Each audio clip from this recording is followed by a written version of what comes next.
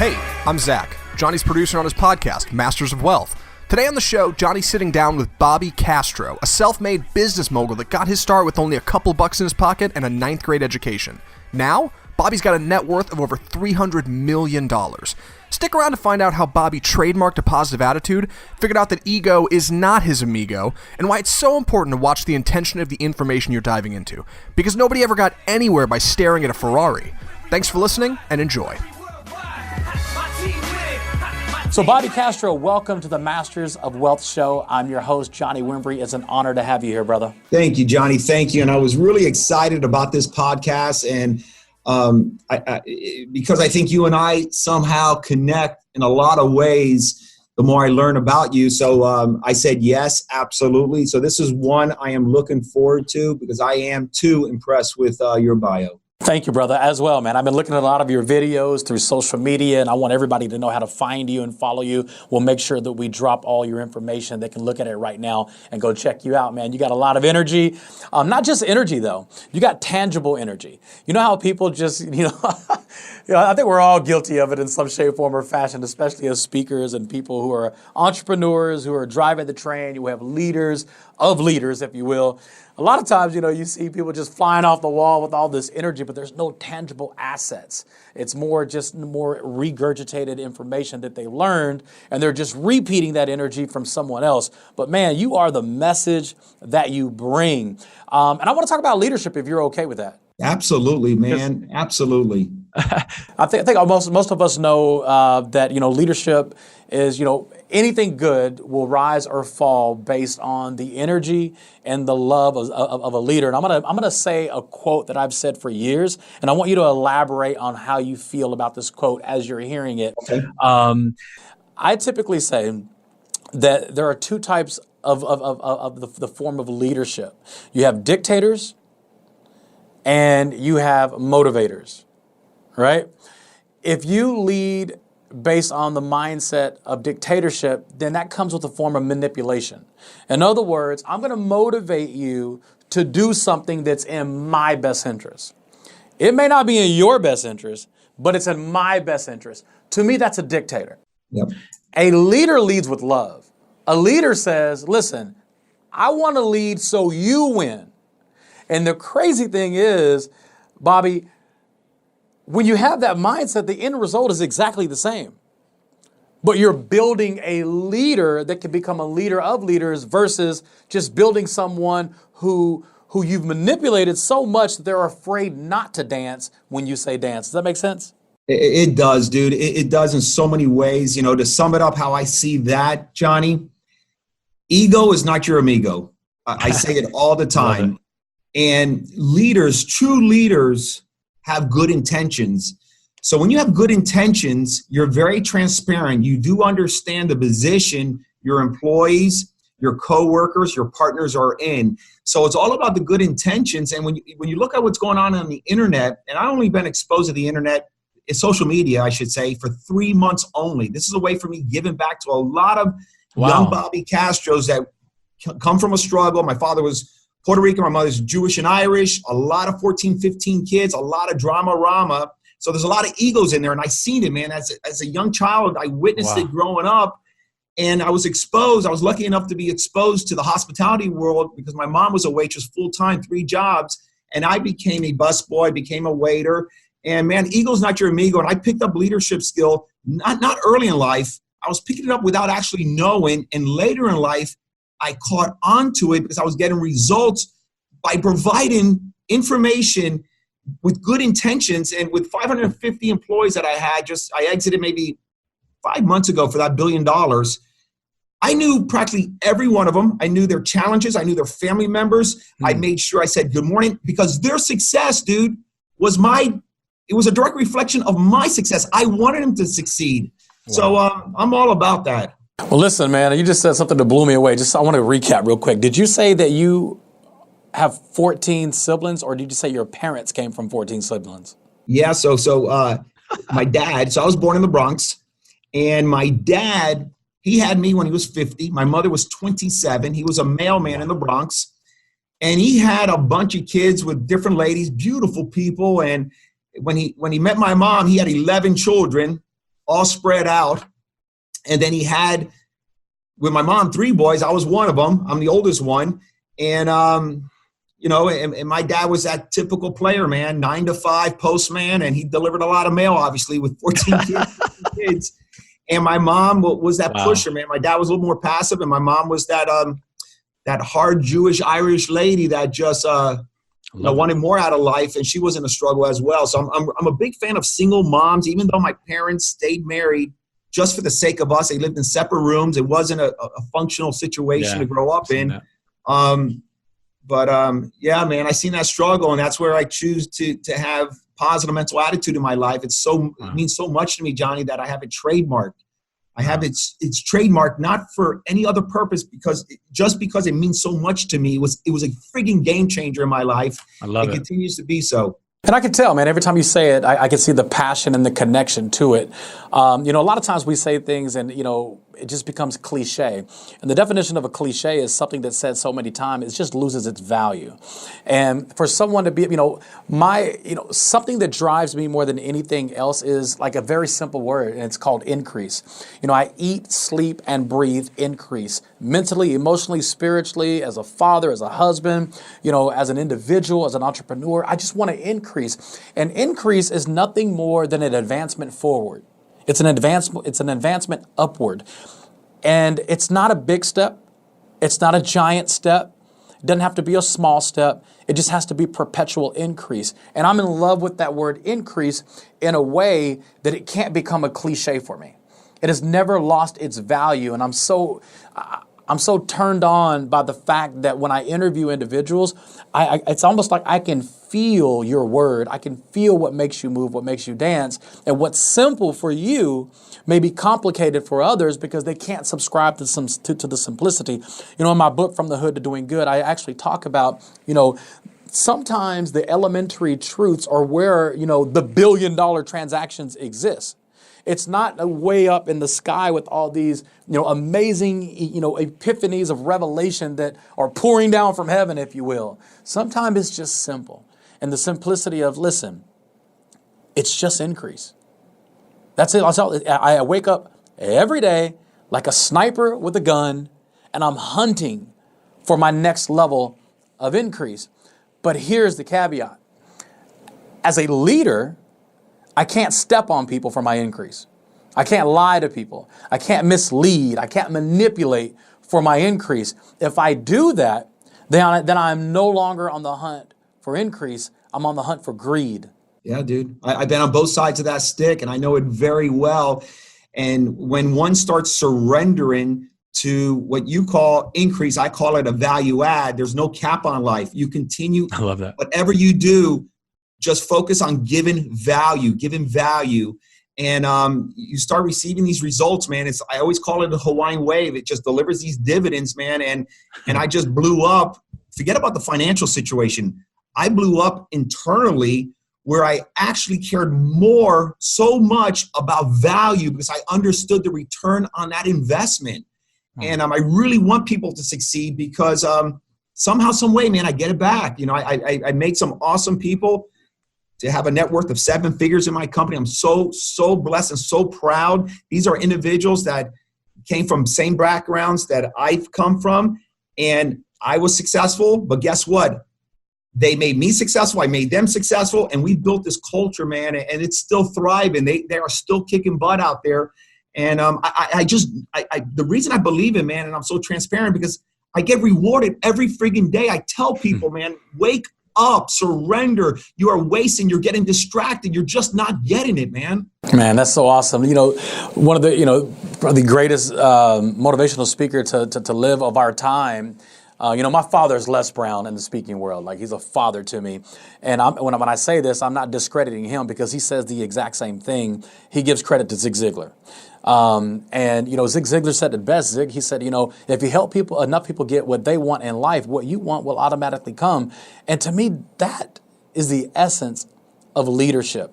And, I've heard someone say before, if you want to know if you're a leader, just look behind you.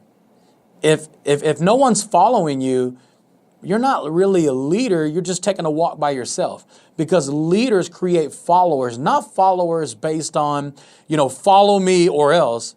It's please let me follow you. Let me follow you. One of the quotes that I probably have been repeated more than anything else in the world is, and I said this on stage one time, and I didn't really, you know how you say things, you don't expect it to become a quote, but it does become a quote, especially when someone uses it against you later. That's the worst thing, is when your voice comes back to you. It's like, oh man, I can't deny that. I said, I surround myself around the thinking that outthinks me. And that keeps me safe. In the multitude of counsel, there is safety, right? It's a biblical scripture. And where there is no counsel, you're unsafe. So the way that I have progressed in life, and some people would say, Johnny, your success came fast. Well, it came fast for you. It didn't come fast for me because, you weren't there when I was 4 years old, crying myself to sleep in a closet, wondering if my mother was still alive, because, I'm bouncing back from, battered women's shelter to just crazy, crazy life. So what may seem overnight to you wasn't overnight to me. I went through a lot of development in terms to getting to where I am in life right now. But my 100% key is, it's not Johnny's thinking who got me here. It's the thinking of so many giants that that I submitted my thinking to. And that's a really, key. You started a business with $25,000. Now, most people immediately would clock out with that mindset because they're like, I don't have $25,000. And I'm sure that $25,000 didn't come from your abundance. It came from your sacrifice, I'm sure. It came from you putting all chips in, pushing all of it in and turning it to hundreds of millions of dollars in success for you and your team. And I would be willing to bet it's because you have submitted yourself to a thinking that's above yours long ago. Dude, you got it so right. I exited the company roughly 19 years from there, Johnny. And I had an idea way back when most thought I was crazy. And no investors' money, by the way. I didn't run out begging people to invest in me because I didn't even believe in myself. Wow. And I didn't even know people were, be honest with you, willing to invest. I started getting in the beginning, I was trying to do everything. We were all over the place. And then when you start hiring better than you start surrendering, you start becoming humble, saying, you know what? I got us to this stage. I hit the ceiling. In order for me to pivot, I'm going to need help, and I'm going to need the Michael Jordans. I'm going to need really. I failed in third grade. I only got through the ninth grade. I'm a ding dong. I can't comprehend. I'm laughing because I failed the second grade. I just left school at such an early age, and I'm not the brightest dude when it comes to books, but I started understanding the magnitude of people skills where I had to go ahead and get these individuals to work for me. And these individuals had options to go elsewhere, but I was able to say, hey, I'm going to give you some equity. I'm going to give you some phantom stock. Hey, I'm going to pay you the best. I started realizing, Johnny, when you hire the best, overpay them so no one can ever steal them. Because you bring someone in, my people were getting poached. After 2 years, you spent all this energy investment in them, and they're helping you grow, but now they have a better offer. What's going on? Well, I realized that they were that good. And when they're that good, man, you fertilize them. You take care of them. Because that made the world of a difference. Today, having a net worth, me and my family, my grandchildren, $300 million personal net worth. Without people, dude, I don't sit here. That's good. That is so good, man. I can relate to that. As I'm talking to you right now, I have teams of, tens of thousands of distributors around the world, well over, 70 countries. And I could literally trace back the top producers all the way back to an introduction. And the common denominator, and people are hearing these numbers, this guy's worth over $300 million. You made investments into yourself. You built this, you built that. I'm talking about what I've built and what I've done. But the common denominator for all success, if you were just going to pull all the layers back and get down to the common denominator, the common denominator to all success is an introduction. Like you could trace back, I met this person that led me to this person, that led me to that. Every one of my personal $1 million stories. And these are individuals, some of them are from the Bronx, some of them are from Brooklyn, many of them are from Europe and different parts of the world. But it's so interesting that I can trace it back to the introduction that led to the success. So it's crazy. Not to interrupt you. No, let's go. And I have, throughout the years before I exited, I have a portfolio about 300 million. These threes keep coming in my life. $300 million of cash flow and apartments. I provide me and my family 300,000 a month. It's crazy. 333. I love it. And I did this way before I exited my company or sold my company, because I understood the power. Going back to people, everyone talks about leveraging capital to make money. Leveraging relationships. It was such a game changer. It was everything. Without leveraging those relationships, I would have never met the people that I just talked about that got me to $300 million. And everyone looks for the transaction. Everyone wants to ring the bell. I'm meeting people on social media for the first time, exposing my heart out, and they're hitting me up. Bobby, great. I love the video. Hey, I got an investment for you. Dude, what did I just say? Build a relationship, organically let it grow. Wow. Don't be a transaction person. Are you kidding me? You're right on right now. When you go through things in life, and you hear things like in the now, because something that you're going through right now just kind of hits you a little bit differently. It's kind of like singing a song, like, you go old school, once, twice, 3 times a lady. Okay, you can hear that song a million times, but then, your girl leaves you. And then that song comes on, and now it has a new meaning, right? Like, I knew all the words, but right now it has a new meaning. You just said something that has a new meaning for me right now that I've taught for years. And it's really relationships. And I think about things that have happened even in the last 36 months of relationships that are no longer in my life, not because I left them. It's because maybe they felt like they've outgrown me and they branched off on their own. And there's a side of me that celebrates that. And there's a side of me, you got more wisdom than most people, because just based on years of experience, right? There's a side of me that says, this person, I'm going to have to allow them to find themselves. And when I say that, you know what I'm talking about. Sometimes you got to let people hit the ground. Sometimes you got to let them bounce more than once when they do hit the ground. But there are times where I've allowed that to happen and I've regretted it.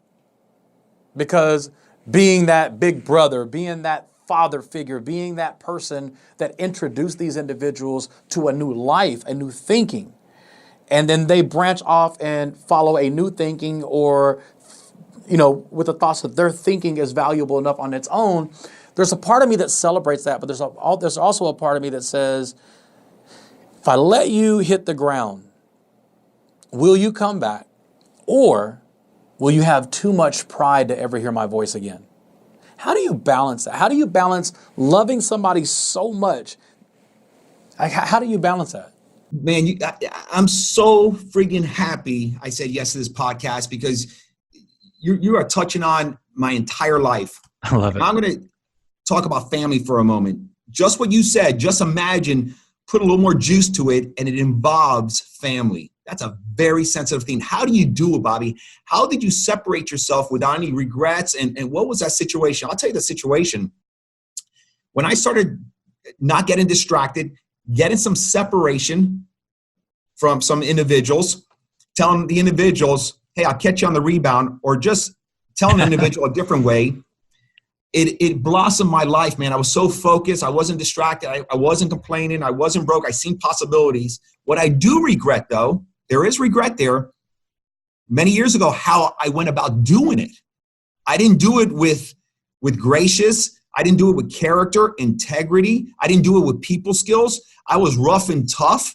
And I realized that didn't feel good later on when I looked at that person in the eye. So when I found out who I was really about inside, when I started separating more and more family and friends, not to say they're any better than anybody else. I was just looking for more new information, because they all had the same freaking information I had, and we're all broke. I wanted more information. It's good. I started realizing the people skills of being love, kind, saying, hey, man, I love you, but I got to move on. And sometimes you say less instead of talking more, because you can insult. So you just got to have a little more style and grace on how you go about doing it. I love that. Sometimes you got to say less than more.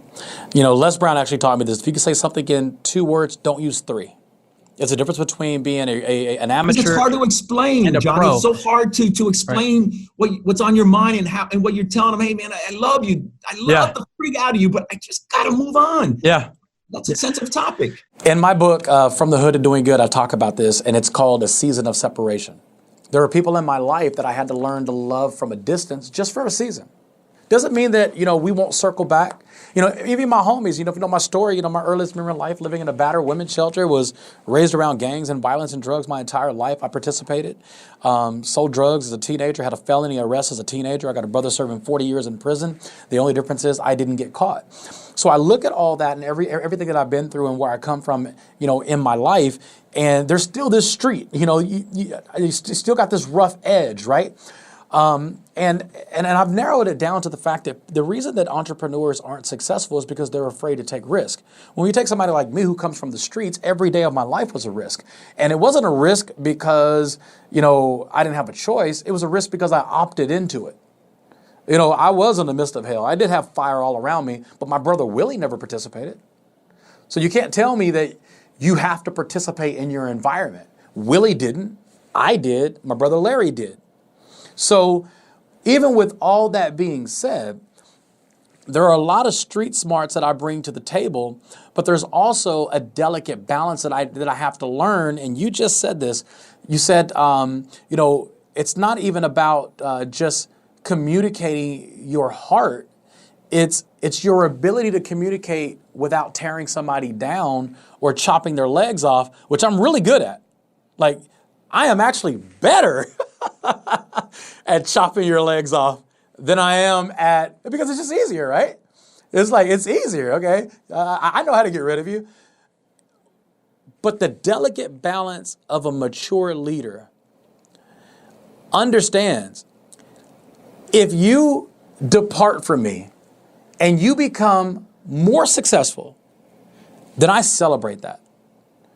I celebrate that. I don't have to be a part or connected to your success for me to celebrate. And I talk about this in my book too.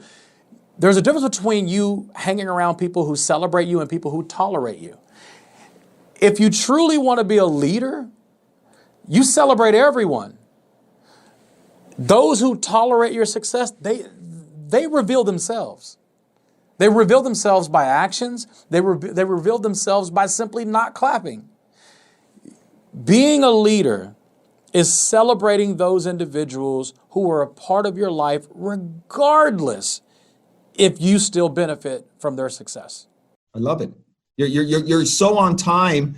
And I think what can happen, Johnny, for other ones that are maybe not on that same wavelength link that you and I are, and some other folks, and other ones are just trying to figure it out. I learned later in life, and I was able to help some others by having them go online, and everyone can do that if they're listening to your podcast. It's something called DISC, D-I-S-C, and it's a personality assessment. It's for pennies. You can do it.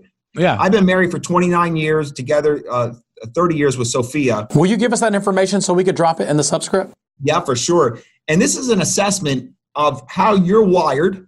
Uh-huh. So you can know your weaknesses and your strengths, and also how other people are wired. So when you understand this personality, and no matter if their environment's in the street, in the struggle, in the business life, at a negotiation table, just people skills in general to communicate.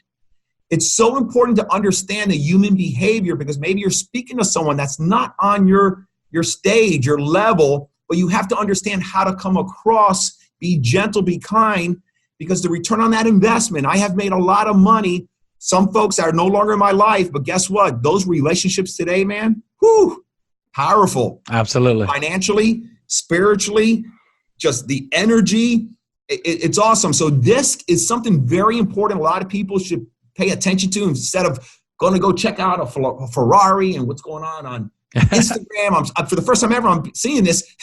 Check yourself in your non-refundable minutes and look at DISC and find out more about personalities and find out more about yourself, man. Non-refundable. I love that. Trademark, Johnny. Another trademark. Non-refundable minutes, man. You don't get them back. I love that. I love it. Man, listen, I know right now people are flipping out watching and listening to this right now, give them that website where they can find this personality test. You go to Google, and there's a lot of, you're going to get overwhelmed with a lot of options. It's right. DISC. Just go DISC assessment test. Got it. DISC. Okay, I'm familiar. Okay. Assessment test. And I'll make sure to have Jennifer send this to you. Okay. You can go online, get the cheapest darn thing for $5, take an assessment, understand what you're doing here, so you can now maybe share it with your wife. How many categories? How many categories does it break down? There's like 5 or 6 different. How we're all. I'm a DI, so I'm a direct person, very transparent, and I'm a lover. I'm a giver. Yeah, I'm familiar with it. So it's just great. Where it helps me with my children, it helps me with my wife, it helps me with my family, my employees, and it helps me of who I am to make sure. Watch out, I don't make some mistakes. Okay. Question. Simple question. Why do you care about that? Because I want so many people. I decided to come on social media 3 months ago. It was my son's idea. I do a lot of charities outside the country. I'm a giver, I'm a lover to people that are in need that can't help themselves. Yeah, me too. Different that if you can help yourself, I'm talking about extreme issues. Yep. I just came from Africa, 90% of children, 10,000 population in this community, 90%, Johnny, HIV and AIDS. They don't even have parents. We helped build a school there. Sophie and I were there for the very first time after 4 years. We visited. We spent so awesome. Day. I walked away as a better person. So my son told me about a little bit over 3 months ago, and we were at some sandbar on the boat, and he's only 23 years old, and he has all these young studs picking my brain. Bobby, how do you do it? Give me the sauce. And I'm here like I always do, dishing it out, just caring, sharing is caring. He says, Dad, man, you're killing yourself. Now that you have nothing else to do, why don't I put you on social media and you can touch not 4 or 5 of my friends. You can touch whoever wants to listen to you. I'm doing this with no motives, no intentions. I don't do this for a living. I don't even know about social media for the last 3 months. I'm just giving from my heart. All this remained this year. Where this is going to go, I have no idea. But I'm throwing up full of friggin' love, expecting nothing in return, dude. I'm this wacky guy out there. I love it. Listen, man, that I asked you that question for a reason, because not only are we experiencing your energy and your transparency, but you could just see the authenticity of who you are and what you bring to the table. My wife and I, we've built schools in Guatemala. I think we've financed 6 schools. We've done water purification systems throughout Africa. We've reunited parents from Zimbabwe to London with their children because of Mugabe and corrupt governments. And it's like you said, I love getting involved with extreme situations in a way that we should probably talk about a reality show together, because I'm sure we have a lot in common in terms of what we're willing to do to save innocent victims around the world in different environments. But you just said something you learned from your 23-year-old son, and the lesson that he taught you was delegation. This is a hard lesson for people who I would say are self-success stories. And not self because you did it by yourself. You're just the first one. Like in your I'm the first generation millionaire in my bloodline. Like there's no trace of anything with anybody else. So with that being said, when you have achieved something based on your willpower, your fight to be successful, delegating is hard. And there's a story, an ancient story, about a man named Moses, right? And Moses was called to set the people free from Egypt. And I'm paraphrasing here. And his mission was given by the great authority of all authorities, which was God, if you're following the ancient story. And there's some time during the period of this ancient story where he actually gets out of Egypt and he's taking, the Israelites or whoever it is, he's taking them, out of bondage and out of slavery. And there's a time where his father-in-law, Jethro, comes to him. And Jethro comes to him and says, listen, man, you've got to delegate. I'm paraphrasing. And that's where the 12 tribes come from. And he sets up the 12 tribes. And this is not a biblical lesson, but it's an ancient lesson of delegation. He could have easily said, do you know who I am? Like, bruh, you're my father-in-law. do you know who gave me this mission? And he could have easily said, if God wanted me to delegate, why wouldn't he tell me? But it took somebody with wisdom to come to him and say, listen, man, you're moving in the right direction, but you're going to die if you don't delegate. And that is a really, really key point to anybody who wants to not just gain success, but maintain it and sustain it. I believe anybody can get successful. I'm just a believer. I believe that becoming successful based on your definition, not mine, you get to choose the definition, not me. Your definition of success is achievable for you. That's not the hard part. The hard part is, will you maintain it and sustain it and pass it down generationally? What Jethro was doing with Moses was, listen, man, do you want people to remember you? Do you want to be able to pass this down as a legacy of something that's going to outlive you? Or do you want to be the man that's remembered? You want to be the guy that's pretty much worshiped because you got this mission. Yes, you did it. But what's going to happen when you're gone?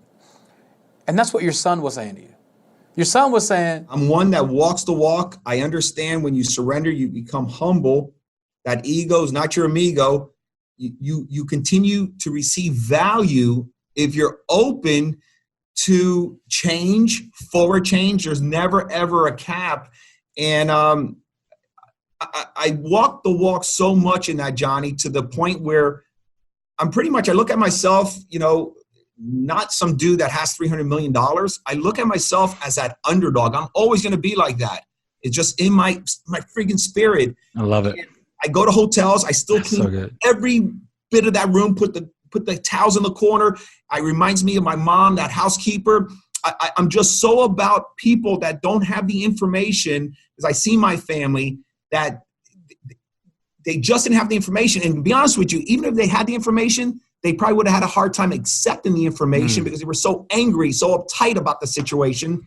So yeah, dude, I'm all about constant, you call it increase, I call it a value add, because my son, 23, I'm all about my children, my grandchildren. I want to hear all these new ideas. I want to get all millennial. I love it. So you're new on social media. To me, that's you taking a step into something new. You're that guy, hundreds of millions of dollar guy. I don't want to put 300 million on you because I see that new comma coming in your life soon. And I can see it in your face. You're fighting for it. And to me, that's what it's about. There are people who are watching right now. Maybe they're finding out who I am for the first time. Maybe they're finding out who you are for the first time. What would be 3 nuggets, and I want to separate them one by one because I want to ask questions about them, but I want you to give 3 nuggets to people who are watching and listening right now. Those individuals, maybe they're starting their journey, maybe they're in the middle of their journey, or maybe they are turning the corner for an acquisition or merger or to be bought out, which is a blessing, right? So what would be 3 steps off the cuff that you would share to that individual that may be watching or listening right now? I always said distractions. I don't care what level you're at, you're exposed to distractions. Us humans, we have this DNA that we become very addictive to something. It could be narcotics, it could be a routine, it could be a habit. We constantly are just used to doing this 1 or 2 things in good, bad, and ugly type of scenarios and outcomes. Break your routine, break your habits, and the only way you're going to do it is not get distracted. And I don't care what level you're at, Johnny.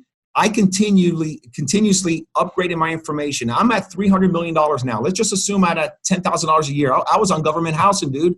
My parents were on food stamp. Start where you're at.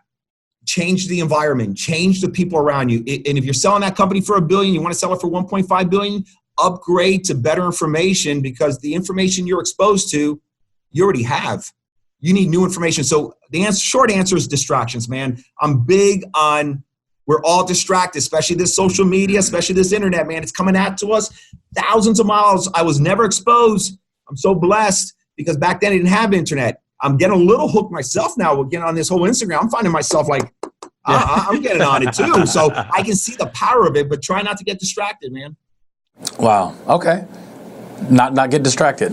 I like that. Because we're always distracted. I mean, when I get off this podcast, I'm walking down the hall and I'm getting distracted when someone stops me. Hey, Bobby, how was that 2 months vacation, all those 9 countries you went to? I don't have the time right there because I'm right now in my work mode. Right. So I'm getting distracted. How am I going to deviate this situation quickly, nicely, kind, and warm? Yeah. So imagine if you're not on high alert, you just burn your non-refundable minutes, about 7 minutes talking about the darn trip that you talked about 1,000 times already.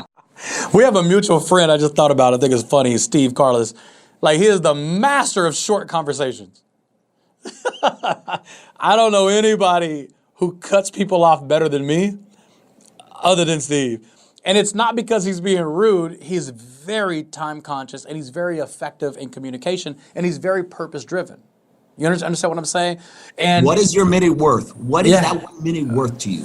Come on, man. That's if I could program myself in the moment to think about how much I'm worth per minute, there's no way that I wouldn't advance on a daily basis because I would consciously focus on that minute that I'm giving to someone else or I'm giving to nothing. And I think success is mastered when you can master the now. There's no preparing to prepare for success. It's really mastering the now. As a matter of fact, preparing to prepare leads to one of my greatest hated words, which is procrastination. 1,000%. I call it global success. You know, on this social media, man, I'm not here to talk to the millionaire. I'm not here to talk to the $10 million man. I'm here to talk to that waitress, that school teacher, that down and out single mom, that the deadbeat dad and ex-husband or husband doesn't even ever show up. How do I get out of this grind? How do I get a promotion? How do I get out of this frigging depression? I've seen it all my life, man. And I'm scared for a lot of people because I personally think, Johnny, man, middle class is going to close up. You're going to be very, very, a lot of poverty. Yeah. Extreme. You're seeing technology substitute so many jobs. The jobs of the people that I really care about, where my mom, my sisters, my entire family live and they continue to live at, you know, what they do for a living. It's so important to be on high alert because you're seeing it, man. Everything's being subbed. I was doing it as an entrepreneur. I was subbing, downsizing departments because it just made sense. Right. Wow. I think people should really listen to what you just said and pause and let that hit. I do believe that in America, North America, you know, the middle class is vanishing right before our eyes, but that's not a new thing on a global scale. There are other worlds where that has existed for decades. You look at places like South Africa, you know, there are very wealthy people and more wealthy people are being established every day. But what's not happening is the middle class is not opening up. It's you're here or you're there. And someone like you who has a passion for those individuals who were there, I believe that's where opportunity lies for you. And I believe that message will outlive you and will be generational through your children and children's children because your passion can't die, man. It just can't die. You have a heart. You have a heart for people, not people who have their hand out. You have a heart for people who want help up. And to me, man, that puts you in a league of your own. And I don't say that lightly. I don't do fluff. I'm not that kind of guy. If I say something, I mean it. And I just really want to encourage you to stay in your passion and be encouraged to stay there because I know that sometimes, you know, we get so caught up into what our thumbprint is on this planet. Like there's a DNA that you bring to this planet that I can't bring. And sometimes people don't realize that we need to hear good job. We need to hear, like, you know, people, they see us on this, you know, at the top of a mountain and they don't realize, man, those, you know, good, Johnny, I'm proud of you. Johnny, I needed this message. That keeps us in the game. It's huge. It's what a return on the investment. I know me personally, it makes me feel so good And that's why I'm focused a little bit more on Instagram versus the other platforms, Johnny, because I'm trying to touch young people. It's hard. I'm 52 years old. Sometimes it's hard to change that leather, man. Some of these people are not willing to bend when you're that, you have some leather to you. So young people, I'm just telling them, man, you're stuck. It's okay, man. One day at a time, start at the stage you're at. Stop worrying about you're missing out and everyone, you're not missing nothing, man. What you're missing is getting to know yourself. A lot of them, I want to this is very sensitive. I would like to just 10 seconds on it. Strengths and weaknesses. I learned a long time ago, and I have a lot of weaknesses, man. And I tried to spend so much energy and effort, Johnny, improving and changing those weaknesses. And I failed over and over. Then I learned, this is crazy, Bobby, just be aware of them, but focus and fertilize your strengths. When I did that, I blossomed because we're all unique and different in so many different ways. Each of us, all humans are not alike. We're all different. Absolutely. So be aware of your weaknesses, be on high alert, but fuel those strengths, man. I love it. So you fuel your strengths. That's what worked for me based on my personal experience and outcomes. Well, I mean, it's very key. I'm a leader of leaders. So it's different, right? You're a leader of leaders. You could be the leader that's leading people, but when you're a leader of leaders, it's almost like you have to be a surgeon. You have to have this fine scalpel, and you've got to be able to go in and do surgery and figure out. This is my weakness. I'm aware of it. Let me get help. Absolutely. And what most leaders do, especially new level leaders, they will they'll put more energy on their weaknesses and less energy on their strengths. And it should be completely the opposite. You master your strengths and then you manage your weaknesses. That's why you hire people who are smarter than you. You hire people who are smarter than you because you're basically saying, I need to manage my weakness. This is not what I do. I'm a little handicap here and there, and let me just, 100%. Out. Man, this has been a great interview. We're going to do this. I believe we're going to do a lot more of this. And even face-to-face if we could do that in the near future. But, man, it has been an honor having you on the show. If you could please just, leave the people with last 60 seconds, 2 minutes, whatever you want to talk about, whatever you want to share. How do they get in touch with you? And if there's if there's a nugget that you would need, you're that person listening.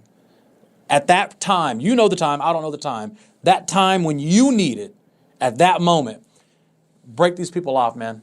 Awesome. Well, first and foremost, man, if you choose to follow me, I'm very grateful. I'm not charging no money. I don't want no money. I'm giving my heart. I'm answering every DM. I'm up at night answering hundreds of them. Wow. And I don't know how much I'm giving from my heart. The Instagram my son put together is official Bobby Castro. There's a website he put together, bobbycastro.com. One thing I would like to leave everyone here, man, so important. Please consider listening to this and maybe taking action on it. Watch the information you're digesting and how you're aware of that, guys. In your gut, what is the intention of this information? Do they want something from me? Is there money involved? What are they telling me that they're allow me or want me to buy into?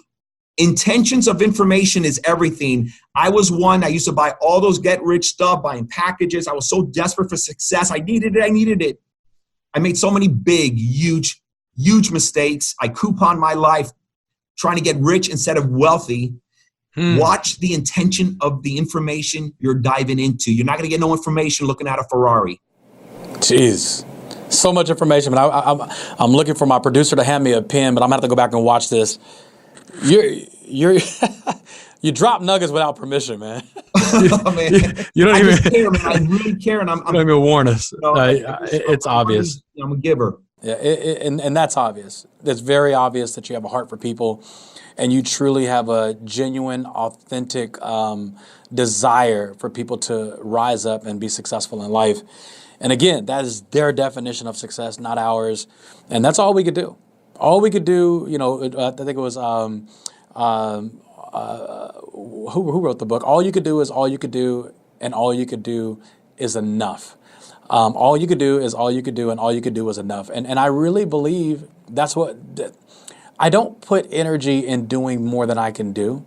I will put energy in bringing a team together to help me do what I can't do.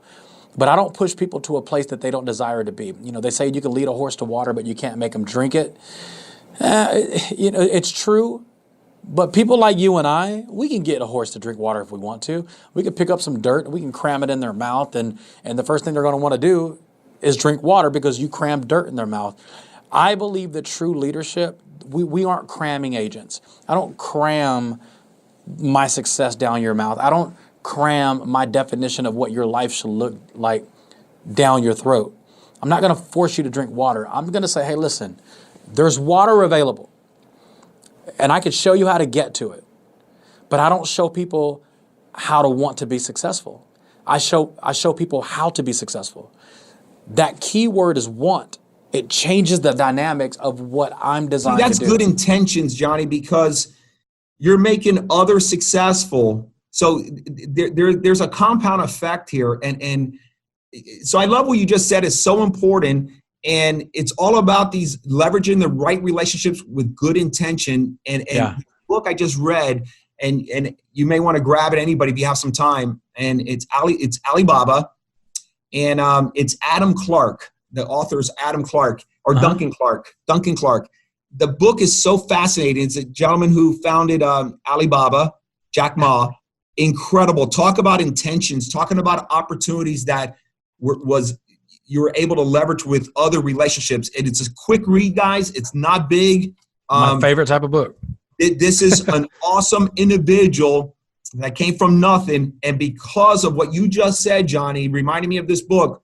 Look, when you have some time, grab it. It's 100%. An awesome read, dude. Got it. I'll have my team on it right now, man. I appreciate that.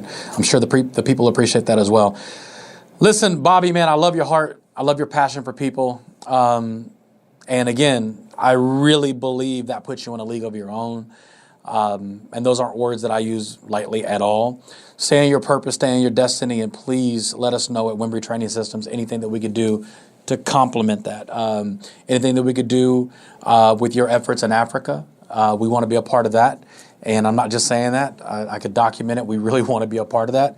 I trust your heart. And when I find people like you and I trust your heart, it makes it very easy for me. Good people, man, I'm associating myself with. I was so grateful to spend personal time one-on-one with Richard Branson, about 15 or 20 of us on his home in Necker Island before I left over to Africa. He's dealing with some big solutions, a huge heart.